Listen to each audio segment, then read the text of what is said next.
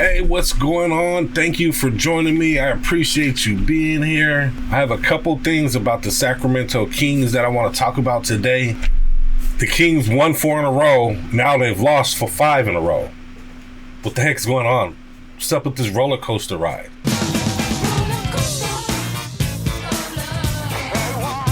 And is Scott Perry actually going to do something before the trade deadline? Are we going to make a trade, or are we just going to sit on our hands for the rest of the season?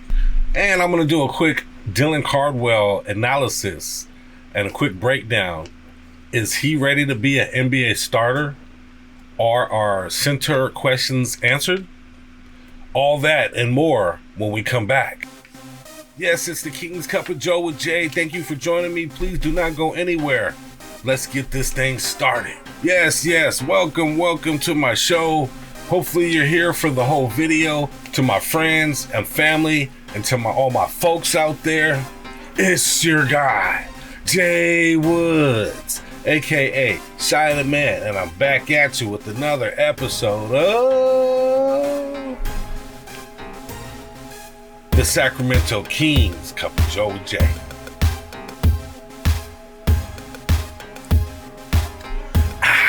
Oh, that's a good cup of coffee right there. Nice and hot. Just got myself a fresh cup. Tasty. Gonna get me going. And today is January 27th, 2026. And today is Tuesday. Yes, Taco Tuesday. Taco Tuesday, I got the cheese, she tasting the Kool-Aid. Migo the plug, Guadalupe. Hey, I don't have a long episode today, guys. Hopefully you're here for the whole video. Help me grow. We're small, we're new, but we're trying to grow the channel. Click that like button for your boy. If you're in the Kings Talk, Kings Analysis, this is the channel for you. Go ahead and click that subscribe button for your boy. We talk Kings, Kings news, we analyze Kings, we analyze Kings players, we analyze Kings news, we talk about things, all Sacramento Kings. And if you're a Sacramento Kings fan, go ahead and click that subscribe button for your boy. Help me grow the channel. Also, make a comment. Comment on anything. Comment on my content. Comment on me, how I'm doing. Comment on the weather. Doesn't matter. Comment on anything. It helps the channel grow. And also share this content. If you share this content, that's amazing. So, since I've been gone, the Sacramento Kings won 4 in a row. And I should have did a video right after that happened, because that was kind of crazy. I was kind of going through it a little bit. I'm like, what are they doing? Why are they winning games? Like, they're not going to make the playoffs. They're not going to make the play-in. Stop winning games. We need the best pick we can possibly get. And a lot of people are talking now how the last place team rarely gets the number 1 pick nowadays with the way they have the drafting system and the lottery pick system. But still, there's no sense in, I mean, I have friends and guys that say, you don't know, they can possibly win a bunch of games and make it to the play-in. I'm sorry, guys, that's not going to happen. This team is just not well put together. And then, since the 4-game win, they have 5 losses. 5 losses in a row with a few blowouts in there too. And I'm just saying, this team is not going to be competitive any shape or form. They're not going to go to the play-in and make it to the playoffs and be that low seed that somehow makes it to the championship. That's not going to happen with this team. This team is very bad, and they have no pride in playing defense, and they just don't know how to win games. You got a bunch of young guys that are developing and trying to learn how to play, and then you got a half team of old vets that just don't really even seem to give a shit, and they don't even play like they used to, which to me says they don't want to be on the Kings. So we don't need to win. We don't need to win 4 games in a row. And I know there's Kings fans out there, they just want to see wins. They want to see the Kings do good, and I'm like that to a certain extent. Like, I don't want to see blowouts. I don't want to see the Kings lose by 40, 30 points. That's just bad basketball. Nobody wants to watch that. That's hard to watch. So I'm kind of, on the fence. Obviously, I want to see good basketball. I want to see the Kings do good. But to me, this season is done. This season is cooked. We're not going to be competitive in any shape or form in the play-in or the playoffs. So I guess the guys are not going to look like they care. If they're going to be okay with losing, they're going to get blown out here and there. And I guess I just have to accept that. But this team here, they're hard to watch. They don't need to win a bunch of games. I know I was saying I want to see the guys develop, the younger guys develop, and that's fine. The young guys play hard. Let them go out there and develop. I don't want to see any injuries, but I do want to see those guys develop. So let those young guys go out there and play. And I guarantee you they're not going to get blown out by 30, 40 points. They just have more pride in the way they play. They want a starting position on this team or on another team. So at least they're going to take some pride to play. But 4 wins in a row and then now 5 losses in a row with a bunch of blowouts in it. This team is crazy. It's like the roller coaster ride. Right, this is the Sacramento Kings roller coaster at this point. And as of today, currently in the Western Conference, the Pelicans are one team that are actually worse than the Kings. The Kings have a .255 percentage, and the Pelicans have a .250 percentage. So they're right there under us. And there's also the Pacers in the Eastern Conference, who are .234, and the Wizards, who are .227. So currently, we are the 4th worst team in the league, which is fine. You can still get a number 1 pick from the 4th to last place team. I would like the chances to be a little better than that. So, the season's cooked. I don't mind losing. Let's just get a better draft pick at this point. And is Scott Perry going to do anything? My next topic. As of right now, you hear rumblings. You look on Twitter. You hear people on social media talking about Scott Perry's not doing anything. He's sitting on his hands. Will there be a trade? Will something happen before trade deadline? Honestly, I don't know. No one knows, obviously, except for Scott Perry in the front office. But I don't believe, there might not be a trade. I don't believe there will be, honestly.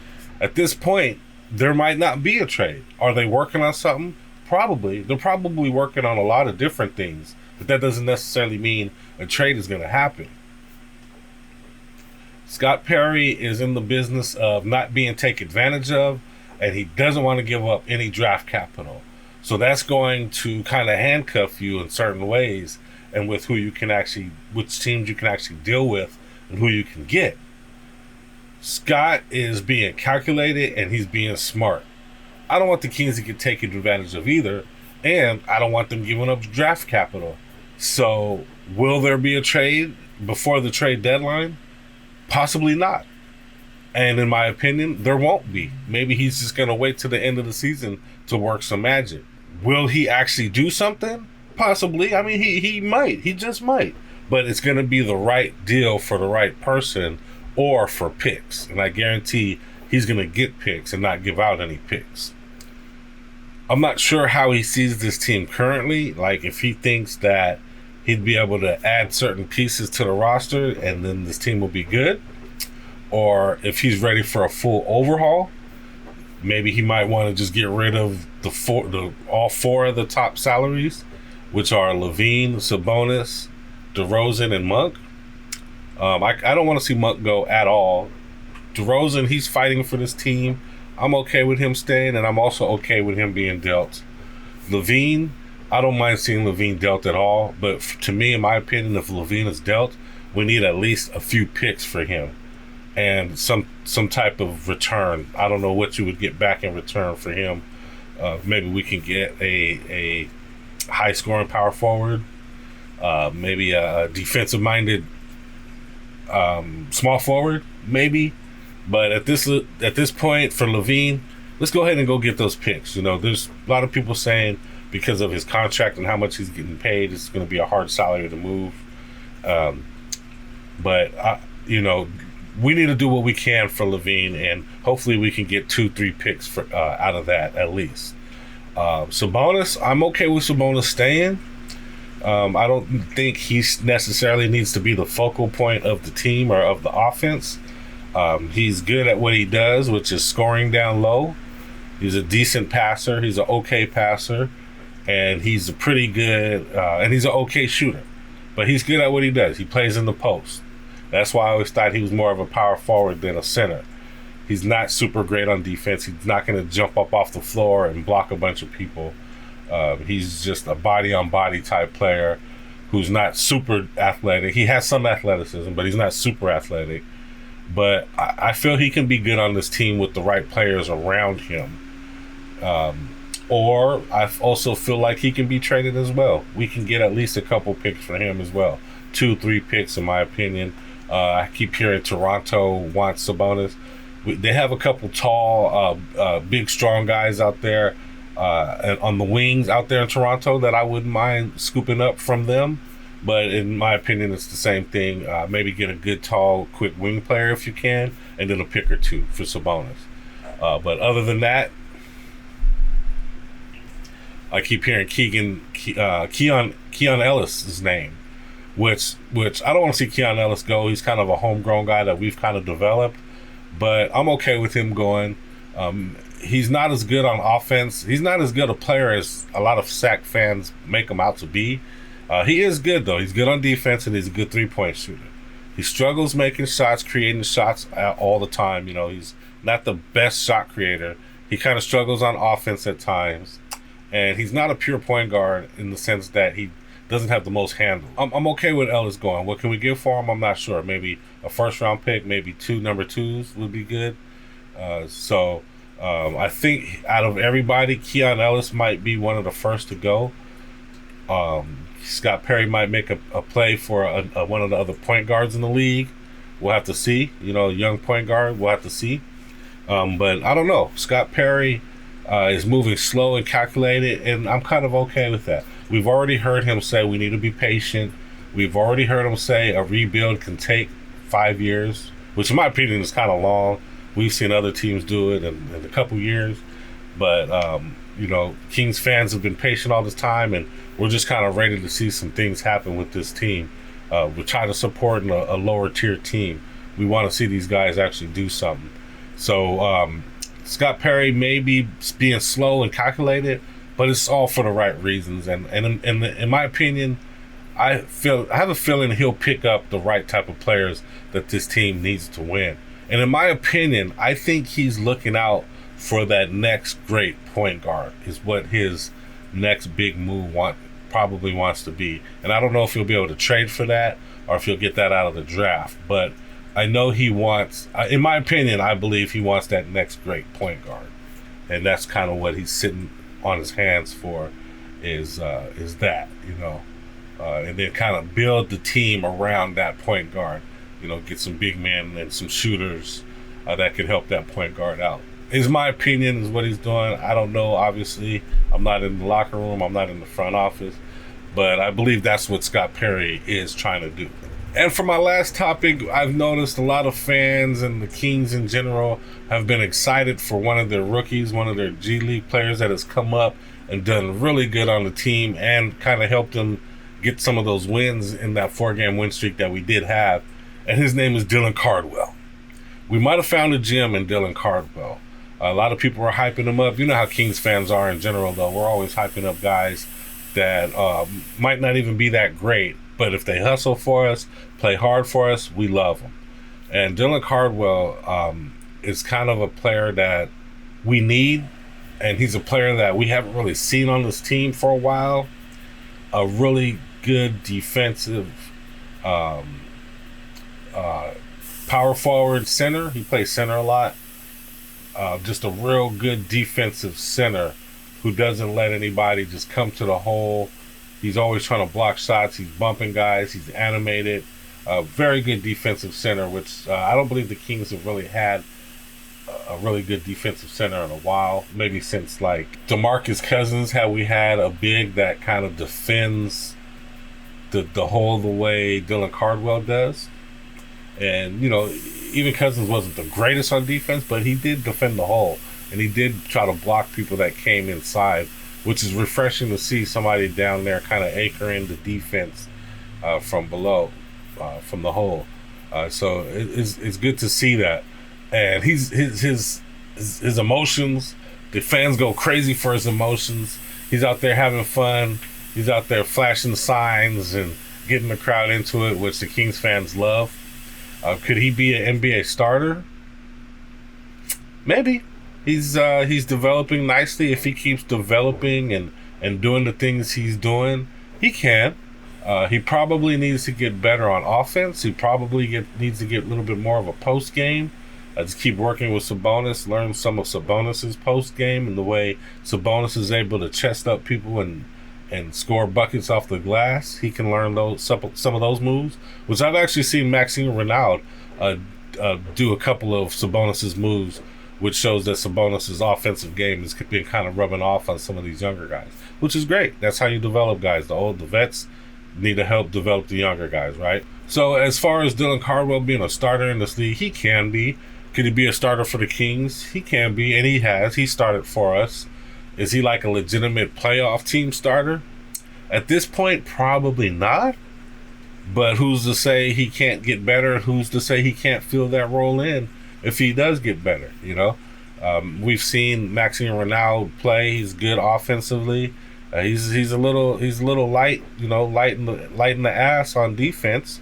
You know, he can get pushed around a little bit. He has been known to get moved around a little bit down low. So Dylan Cardwell could be that contrasting player, that defense to Maxime Renaud's offense. You know, those guys play together. They seem to sub for each other. So I don't know how much of that we'll actually get. So some of Maxime's shortcomings are some of Dylan Caldwell's strengths, and vice versa. So those two can work good together, I believe. Too bad we can't get all of those skills into one player, right? But as far as being a starter on a playoff team, as of right now, probably not. But who's to know? Maybe we'll get really good. Maybe he'll start next year. Maybe we'll get really good and he will be the starter on a playoff team. That's all, you know, that's all to be written and to be seen. So we just need to keep developing him. He's a decent young player. He's almost, you know, he's becoming a good player. Is he a great player? Not yet. You know, he just needs to keep developing. He's a good young guy. He's just happy to be here right now at this point in his career. Everything is, he's wide-eyed. He's like a wide-eyed rookie. Everything is just so big to him at this point. But that's fine. Let this kid go out there and play. Let him go have some fun. Let him play to our crowd. And maybe he can do something big for us or for another team somewhere down that road. And hopefully it'll be for the Kings. One area I definitely believe he needs to work on is his offense and his post game in the offense. Get a couple moves in the post, and get a couple moves to get out of those moves. And I think he will be well on his way to being a very good center or power forward in this league. And that's all I got for today. That was my cup of Joe. French roast, 1 creamer.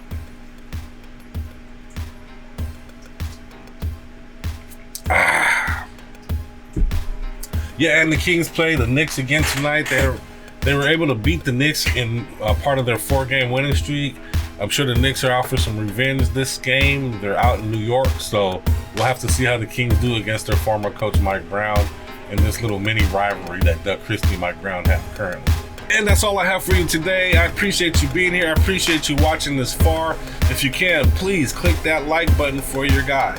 If you can, please subscribe so you can see more of my content when I come out again. Also, hey, click that alert button, click that notification bell so you can be notified when I come back with another episode of The King's Cup of Joe and Jay. Also, make a comment for me. Share this content. I really appreciate you. And with that, I'm out. But before you go, check out these moves. It's good.